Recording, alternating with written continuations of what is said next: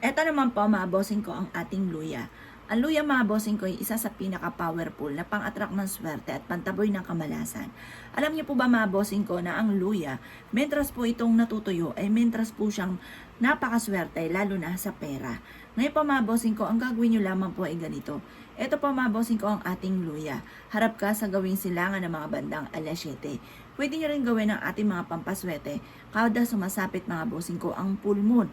Kasi minsan lang po yan dumarating sa isang buwan mga bossing. Ngayon po, pwede rin yung gawin to ng Tuesday or Friday. Or kaya kung kailan ka available at makakapag-wish ka ng mula sa inyo pong puso. Ang gawin po ninyo, humarap ka sa gawing silangan. At pagkatapos mga bossing ko ng mga bandang alas 7 ng umaga, ang gawin po ninyo, pwede nyo balatan po ito or kaya pwedeng hawakan nyo ng ganito lamang na simple mga pamamaraan. Upang sa ganon kayo po mga bossing ko ay kapag kasi mga simple at hindi ko masyado komplikado yung mga ginagawa ninyong pampaswerte at nakakapag-focus ka, mas mabilis po ang talab. Ngayon pa mga bossing, mag-wish ka po dito kung ano man yung hinanain nyo sa buhay. Halimbawa, lubog ka sa pagkakautang, sa pamamagitan ng aking sipag at tiyaga at pananalig sa itaas, at sa ganitong mga pamamaraan ng pampaswerte, ay makakamit ko lahat ng aking mga pinapangarap. Pwede rin naman na isulat nyo ang lahat ng gusto ninyo, kahit siyampo, punuin nyo po at kahit patong-patong, pwede rin naman po.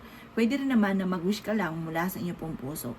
Ito pa mga bossing ko ay makakatulong upang sa ganon, masigit ka na maka-attract ng swerte. Para siksik-liglig at umaapaw at maraming blessing lagi ang darating po sa inyo. Proven po ito mga bossing ko ha. Kaya kailangan mga bossing ko, kayo po ay may lubos na paniniwala sa mga ganitong mga pamamaraan. Ngayon pa mga bossing ko, ang gagawin nyo lamang, ito po yung ating luya ay ibibilad nyo hanggang alas 8 ng umaga.